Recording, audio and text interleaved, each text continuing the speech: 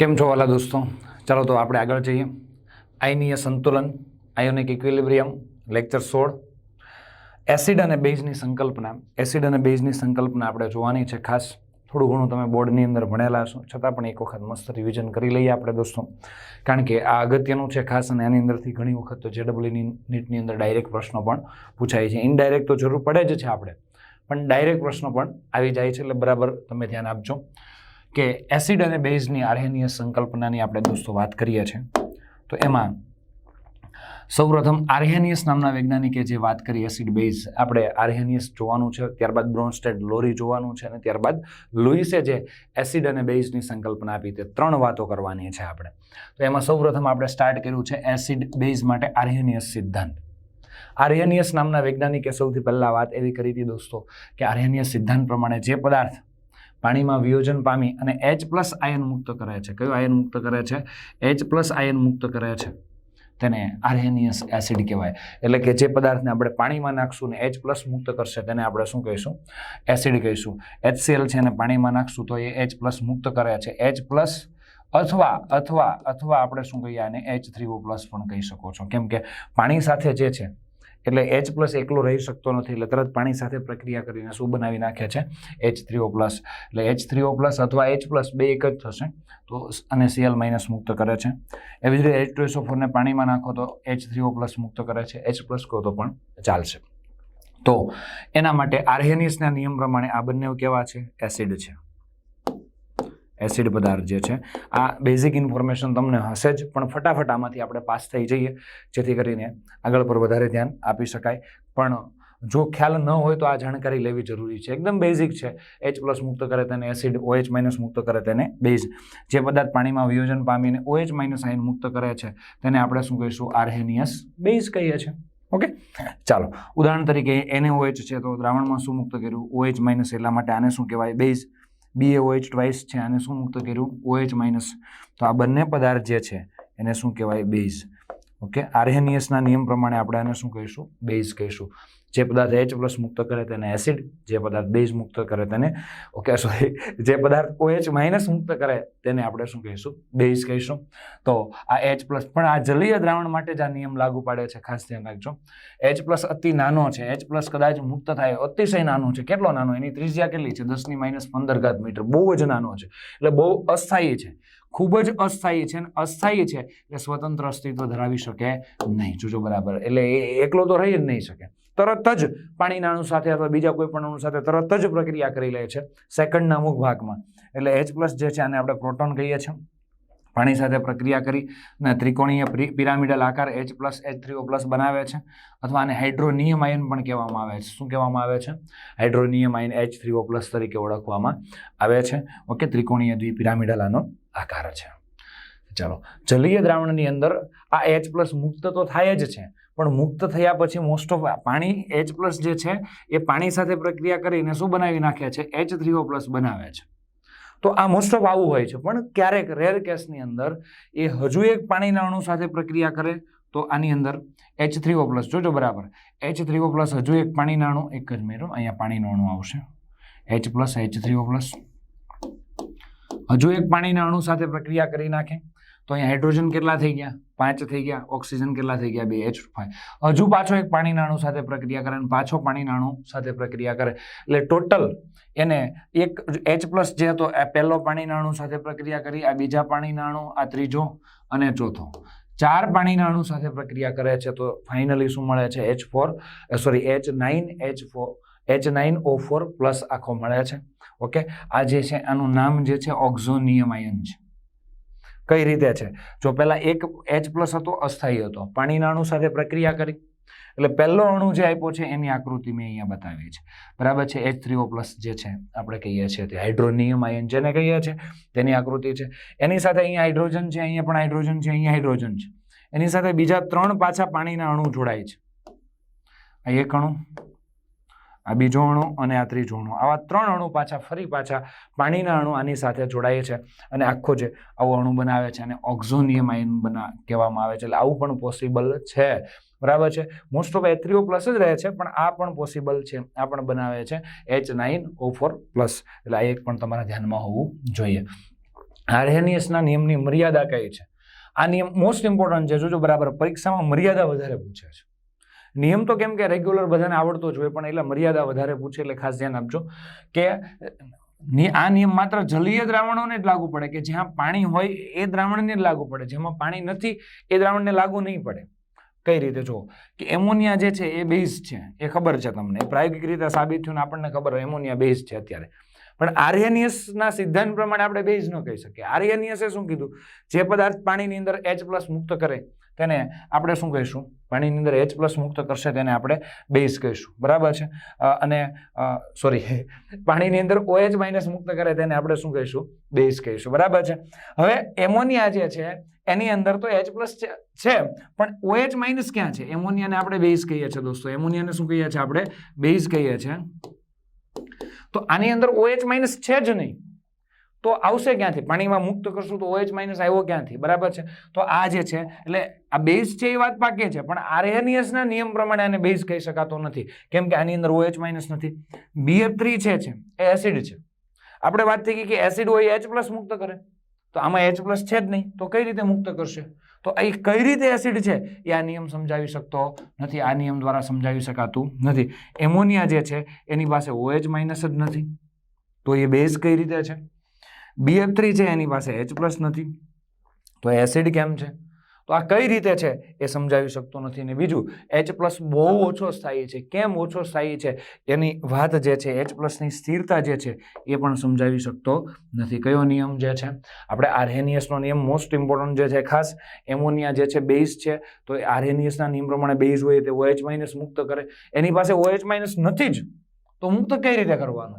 OH- છે જ નહીં એમની પાસે, તો મુક્ત કઈ રીતે કરશે? તો બેઝ કેમ કીધું એને?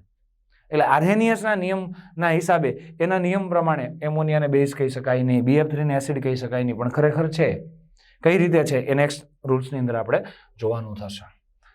ચાલો દોસ્તો, તો હવે આર્હેનિયસ નિયમ પછી હવે આપણે જોવાનું છે બ્રોન્સ્ટેડ લોરી.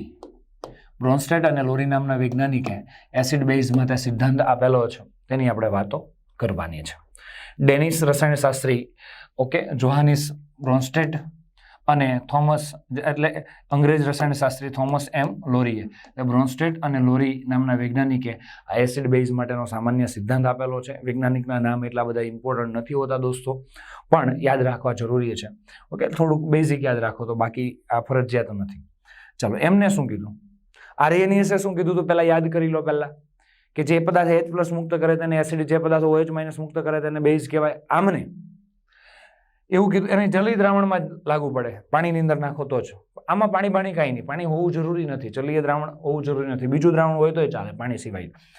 જે પદાર્થ H+ મુક્ત કરે, H+ ને પ્રોટોન કહેવાય, પ્રોટોન મુક્ત કરે તેને એસિડ કહેવાય. કયા નિયમ પ્રમાણે? બ્રોન્સ્ટેડ લોરી નિયમ પ્રમાણે. બ્રોન્સ્ટેડ લોરી નિયમ પ્રમાણે એને શું કહેવાય? એસિડ. જે પદાર્થ H+ મુક્ત કરે તેને. જે પદાર્થ H+ સ્વીકારે, H+ શું કરે? સ્વીકારે. જે પદાર્થ H+ શું કરે છે? સ્વીકારે છે. જો બરાબર તમે ધ્યાન આપજો, H+ સ્વીકારે છે તેને બ્રોન્સ્ટેડ લોરી બેઝ તરીકે ઓળખવામાં આવે છે. શું કહે છે? બ્રોન્સ્ટેડ લોરી બેઝ તરીકે ઓળખવામાં. જે પદાર્થ H+ સ્વીકારે જે છે તેને શું કહીશું આપણે? બ્રોન્સ્ટેડ લોરી શું કહીશું? બેઝ તરીકે ઓળખવામાં આવે છે. ખાસ ધ્યાન રાખજો, H+ નું દાન કરે તેને એસિડ, H+ સ્વીકારે, પ્રોટોન મેળવે તેને શું કહીશું આપણે? બેઝ કહીશું. ઉદાહરણ તરીકે આપણે લઈ લઈએ. જો પ્રોટોન દાતા જે છે, જે દાન કરે છે તેને એસિડ કહીશું, પ્રોટોન સ્વીકારે છે તેને બ્રોન્સ્ટેડ લોરી શું કહીશું આપણે? બેઝ કહીશું. H+ સ્વીકારે બેઝ, H+ નું દાન કરે એસિડ. એમોનિયા જે છે, અહીંયા એમોનિયા 3 H છે, અહીંયા કેટલા છે? 4 થઈ ગયા. 3 માંથી 4 H થઈ ગયા, એટલે H+ મેળવો એને, એટલે આને બેઝ કહેવાય. H+ મેળવો એટલે બેઝ કહેવાય. H2O માંથી 1 H ઓછો થઈ ગયો, H+ ગુમાવ્યો એટલે એસિડ કહેવાય. એસિડ અને આ બેઝ. એક એસિડ બન્યો તો બીજો બેઝ બને છે. જોજો બરાબર તમે ધ્યાન આપજો. હવે આમાંથી બેઝ જે છે એટલે કે એને H+ મેળવો અને H4+ બન્યો.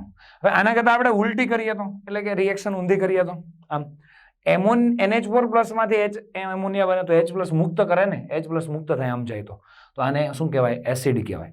પણ સંયુગ્મ એસિડ. કેમ સંયુગ્મ? પેલા બેઝ હતો એમાંથી આ બનેલો છે ને, એટલે એને સંયુગ્મ કહેવાનું. એટલે આને આપણે કહીશું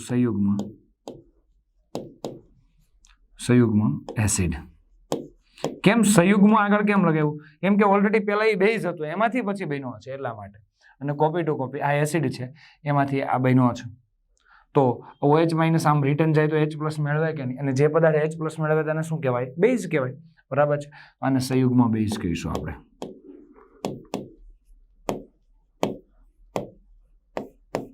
શું કહીશું આપણે? સંયુગ્મ બેઝ કહીશું. જો બેઝ હોય ને એને સંયુગ્મ એસિડ આપે, અને એસિડ હોય તો સંયુગ્મ શું આપે? બેઝ આપે. આ ખાસ ધ્યાન રાખજો. આરએનએસ ના નિયમ પ્રમાણે ખાલી જલીય દ્રાવણ માટે લાગુ પડતો, આમાં જલીય દ્રાવણ બલીય દ્રાવણ કે આવે નહીં. એમાં એમોનિયાને કેમ બેઝ કેવો તે ખબર નહોતી, આમાં ખબર પડી ગઈ. કેમ કે એમોનિયામાં ભલે જલીય દ્રાવણ નથી, OH માઇનસ નથી, પણ એ પ્રોટોન સ્વીકારે છે એટલા માટે બેઝ છે. પહેલાની મર્યાદા ત્યાં આમાં આવી ગઈ. ખ્યાલ આવ્યો? જો એમોનિયાનો સંયુગ્મ બેઝ, સંયુગ્મ એસિડ NH4+ છે. એમોનિયા જે છે એનો સંયુગ્મ એસિડ કયો છે? NH4+ છે. એમોનિયા પોતે બેઝ છે. બેઝ હોય ને સંયુગ્મ એસિડ હોય. H2O એસિડ છે, આમાં આ પ્રક્રિયામાં એસિડ તરીકે વર્તે છે.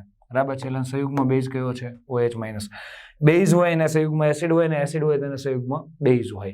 ખ્યાલ આવ્યો ને? એટલે આટલું તમારે ધ્યાન રાખવાનું છે દોસ્તો. તો આ મોસ્ટ ઇમ્પોર્ટન્ટ જે છે, કયો એસિડ કયો બેઝ, આની પ્રેક્ટિસ વ્યવસ્થિત કરવાની છે. સંયુગ્મ એસિડમાં એક પ્રોટોન વધુ હોય છે. સંયુગ્મ એસિડમાં એક પ્રોટોન કેવો હોય? વધુ. ને સંયુગ્મ બેઝમાં એક પ્રોટોન ઓછો હોય. હમણાં જો આપણે એને જોઈ લઈએ. આ સંયુગ્મ એસિડ છે કે નહીં, આમાં જેટલા પ્રોટોન હતા એના કરતાં એક પ્રોટોન કેવો છે? વધારે. એટલે સંયુગ્મ એસિડમાં એક પ્રોટોન વધારે.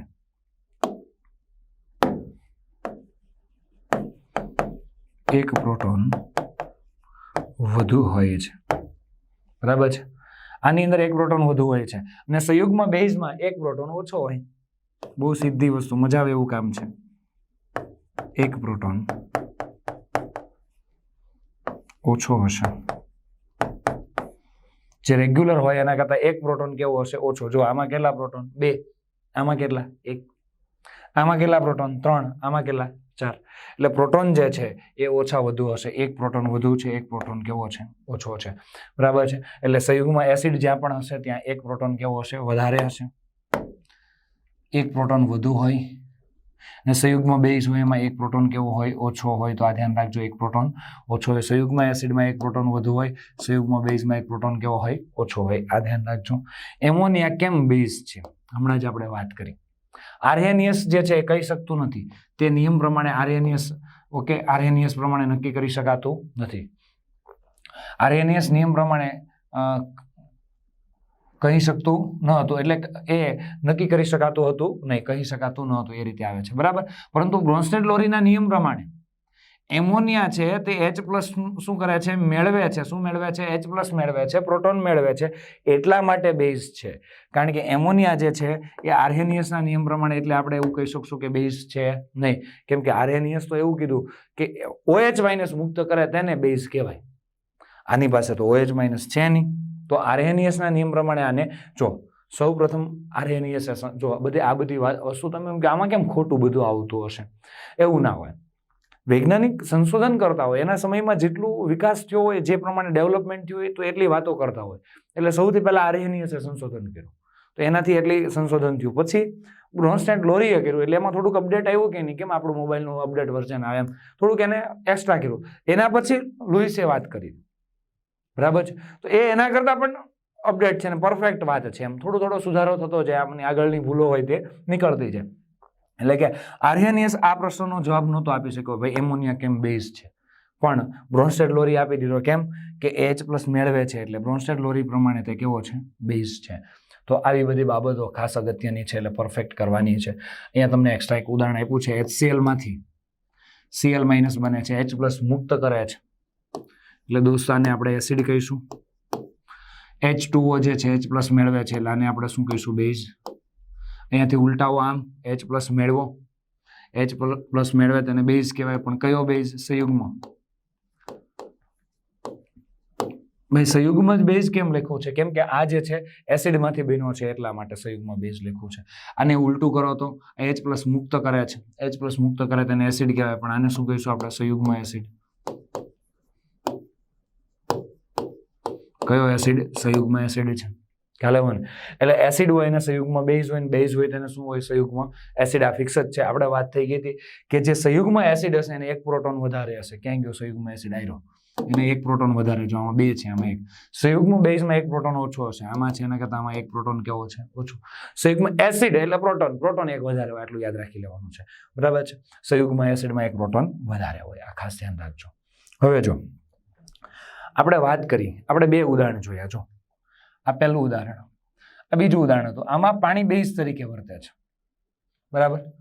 આની પહેલા જોયું, આમાં પાણી એસિડ તરીકે વર્તે છે. એટલે પાણી એસિડ તરીકે વર્તી શકે અને બેઝ તરીકે પણ વર્તી શકે છે. સામેવાળો કેવો છે? આપણે કહીએ ને પૈસા એ આપે ખરો ને લે પણ ખરો, પણ સામેવાળો કેવો છે એના ઉપર ડિપેન્ડ કરે છે. એમ પાણી પ્રોટોન મેળવે પણ ખરો ને પ્રોટોન ગુમાવે પણ ખરો. ખ્યાલ આવ્યો ને? જો ગુમાવે તો એસિડ તરીકે વર્તે અને જો મેળવે તો બેઝ તરીકે વર્તે છે.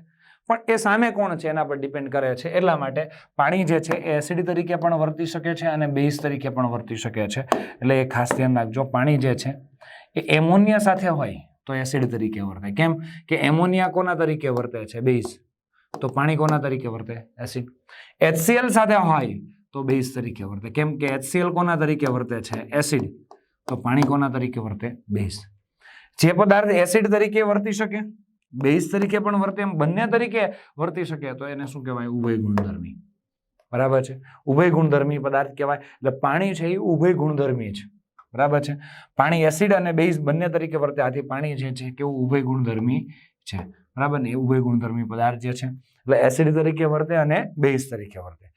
જો આપણે વાત થઈ ગઈ, જો એસિડ તરીકે વર્તે એસિડ તો H+ મુક્ત કરશે.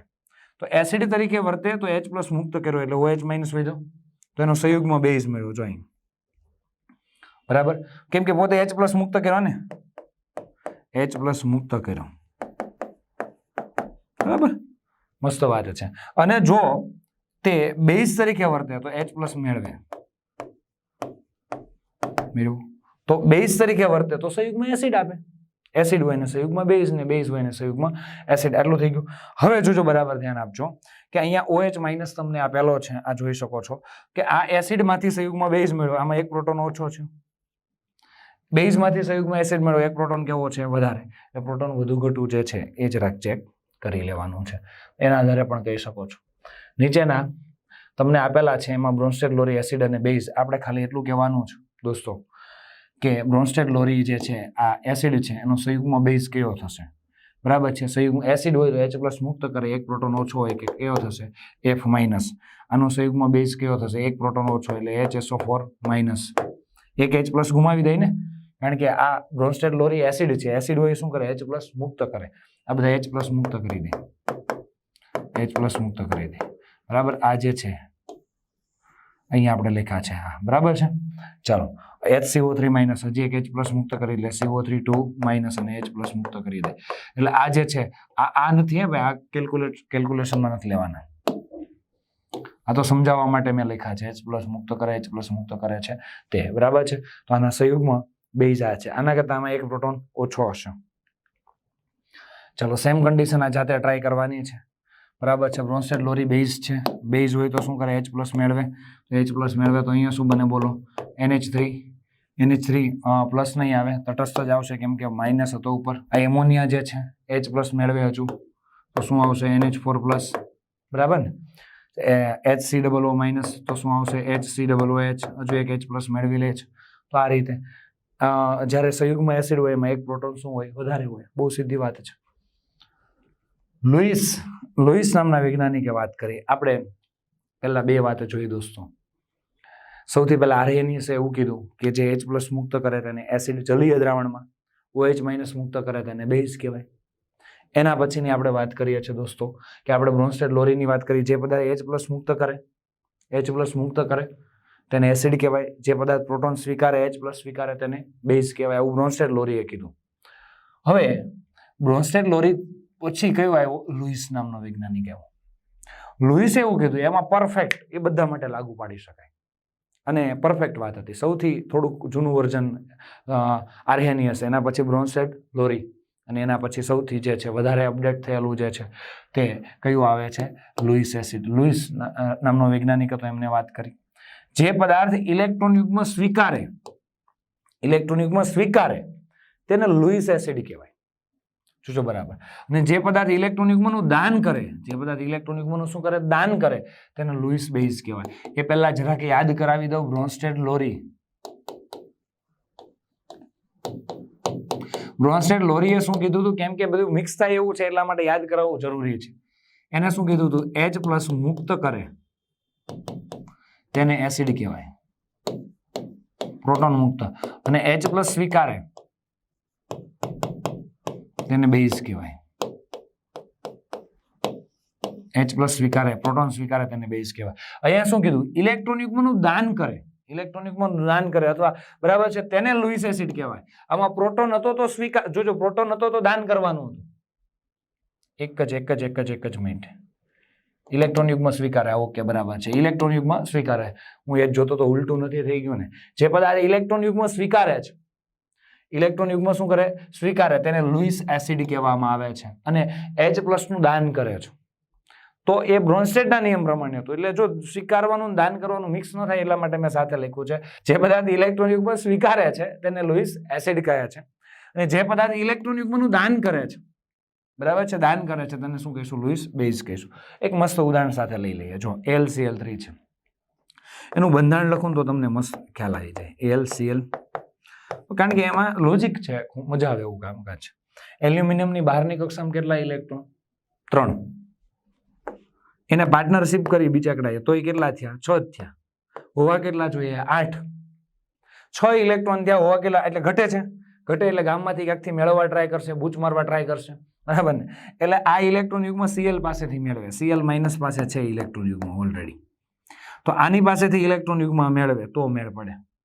તો મેળવી અને આવું બનાવશે. Al, એક Cl હતો, બીજો હતો, આ ત્રીજો પણ હતો અને ચોથો આવી ગયો. આ બંને ઇલેક્ટ્રોન કોના છે, Cl ના છે, બરાબર. આ મેળવા છે. તો આ AlCl3 એ ઇલેક્ટ્રોન યુગ્મ મેળવેલા છે, ઇલેક્ટ્રોન યુગ્મ સ્વીકારેલા છે, તો એને લુઈસ એસિડ કહેવાય. જે પદાર્થ ઇલેક્ટ્રોન યુગ્મ સ્વીકારે તેને શું કહેવાય, લુઈસ એસિડ કહેવાય.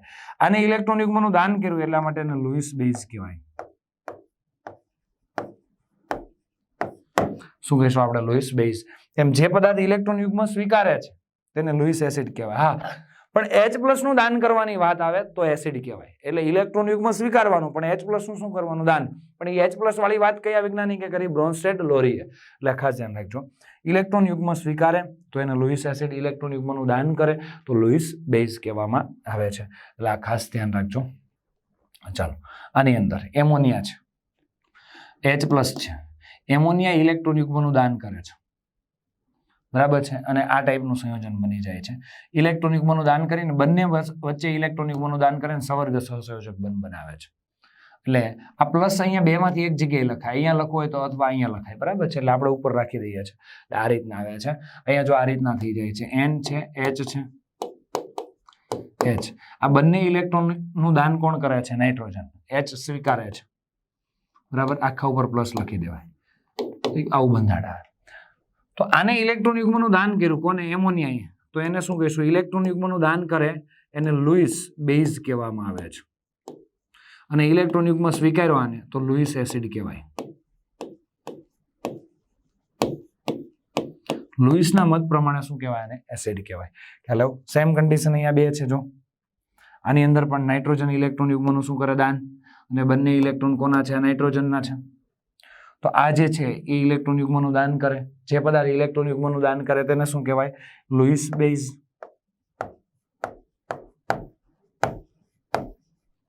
જે પદાર્થ ઇલેક્ટ્રોન યુગ્મ સ્વીકારે, ઇલેક્ટ્રોન યુગ્મ શું કરે, સ્વીકારે, તેને આપણે લુઈસ એસિડ કહીશું. આ ઇલેક્ટ્રોન યુગ્મ સ્વીકારે છે એટલા માટે આપણે એને શું કહીએ છીએ, લુઈસ એસિડ.